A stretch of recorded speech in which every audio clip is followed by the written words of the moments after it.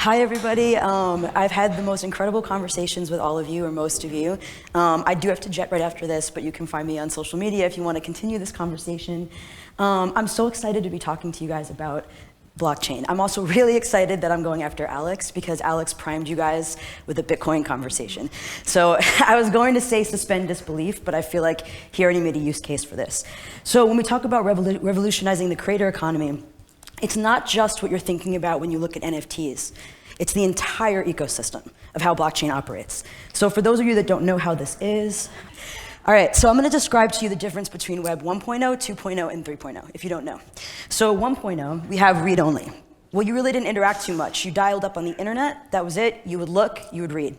Now, we're living in Web 2.0, okay? This is the rise of the social media platform. This means you're engaging with their content. Okay, you're uploading your images, you're engaging with each other. Now, Web 3.0 is read, write, and own. How many of you think you own your content? Good, no one's surprised. Someone in the back might have raised their hand. All right, so how many of you have a Twitter account or Facebook? Awesome, all of you, cool. So when I talk about the plight of the creator economy, you guys are gonna be able to relate it back to this specific thing. You are all propagating your lives, your commentary, onto a platform that makes billions. It doesn't pay you. You don't own your followers. Those platforms go away. So do your followers. All the media you upload, there are all of these little terms and conditions. You've given it away, okay? In Web3, you don't have to do that. Now, I'm gonna take another example of how the platform is prioritized in Web2, and essentially, actually, how many of you have Spotify accounts? Oh, it depresses me so much. Okay. You all love access to every record you probably thought you could never own, right? But as a creator, the profits are prioritized by the delivery mechanism. This is a Web 2.0 problem as well, okay? It does not trickle down. So Roseanne Cash said, an entire generation of musicians and songwriters will disappear, and we will be left with these big tech companies. This isn't a sustainable model. We're not reinvesting in our creatives. How do we change that? All right, well, I'm gonna give you one more example of how terrifying the state of this is. If you can't see it here, look on the sides. All you need to get from this is that this is a creative person singing, and then there's all of these ways that you get parted with your money, okay? At the very bottom is that same person holding a bag of money. How many of you wanna be separated by this many layers for what you create and do? Right? No.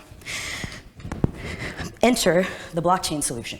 So all blockchain is a distributed ledger technology. And what does that mean? It means that we can decentralize information in databases, we can make that less complicated, but you can also collate a community around it.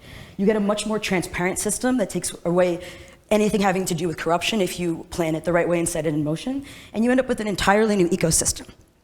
Better tech, current systems, inefficient, privatized databases, you have artist royalties that are lost, either due to corruption or the fact that these databases don't talk to each other. With blockchain, you have automized data tracking, okay? This process becomes automated. And you end up with what's called a trustless system. Now, when I heard this term, it freaked me out. Trustless sounds like the worst thing on the planet, but all that trustless means is that you're not hoping Alan's gonna cut your paycheck, right? He went gambling that weekend, he spent all the money, it's no longer in the bank account. You don't have to worry about that. This is a trustless system, which means that once you put the rules into a smart contract, it's executed. So what I'm really talking about is the shifting commoditization of media one more time, okay, with blockchain. And I'm asking you to suspend disbelief for this because we've already seen the shifting commoditization of media when we went from CDs to streaming, and now this is the next evolution. So what does this look like? This is the new creator economy. So notice that this is circular, it's a symbiotic relationship. This is an entire ecosystem between the fans, the money, and the creators. How do we get there? Digital currency, you heard Alex talk about Bitcoin. You saw a really great diagram where it took out all of the banking institutions, and you just had a ratio, right, of you and I giving our money to each other. So with this system, I can have my own digital currency. I have my own Jess coin that I give to my fans. Now I have creator assets that engage with this. So forget NFTs as collectibles. Now the NFT is a pass into my world. You get different levels of access depending on what level of NFT you own, okay? And what you have at the bottom is DAOs. DAOs are decentralized autonomous organizations. And what DAOs are basically fan clubs on steroids. They're also community groups, but in this context, think of it as like fan clubs on steroids.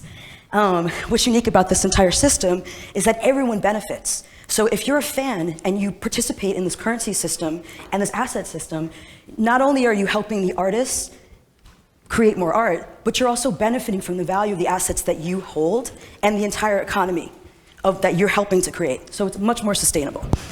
Don't take my word for it. DAOs are primed to play a key role in artist-fan relationship. It's not about remaking the old industry, it's a whole new thing. So the only thing I want to leave you with, aside from the fact that I didn't really get into the tech side of it, this is actually an incredible case study if you guys want to screen capture it. RAC has his own coin. He has his own currency. He does exactly what I'm saying in terms of building an ecosystem around his art. It's a really interesting case study if you want to see in practice artists that are already doing this. This is the exact same image that Alex showed you earlier, only I'm showing it to you between creatives and fans. This isn't just an appeal because it's right, it's also an ROI. It's an intense ROI. The entire system benefits from this. The fans are always going to drive revenue. They're going to stand in the rain. They're going to buy that t-shirt that you're selling for $200 when you only needed $2 to cover the cost of it. Fandom is what drives revenue. So why don't we create an ecosystem where we can have fans participate in the success of their creators? Thank you. That was a lot of information very quickly. Well done. She's stuck with the PopTech. The clock is totally burned out, 7 minutes exact. Well done, well done. So 2 quick questions.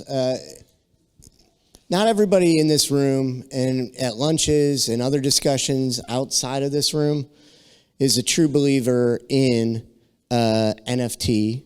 They've seen good and bad. What do you think and what are your opinions on making it work from what you've seen fail in the weeks past?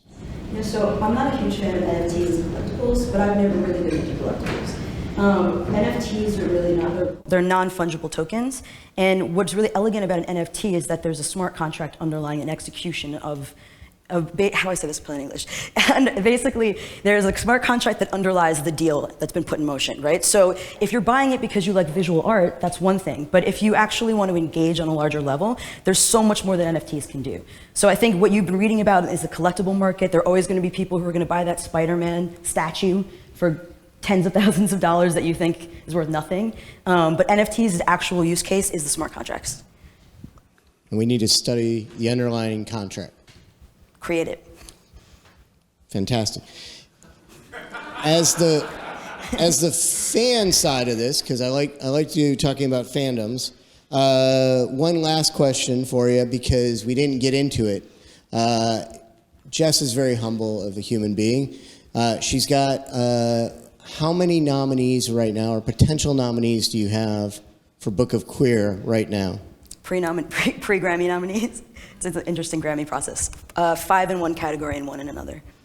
And that was a whole other talk. You can come back and hear how that goes. No. So Book of Queer you can find on Discovery Plus. Yeah, Book of Queer is out right now. It's amazing. It's like drunken queer history and goes and tells basically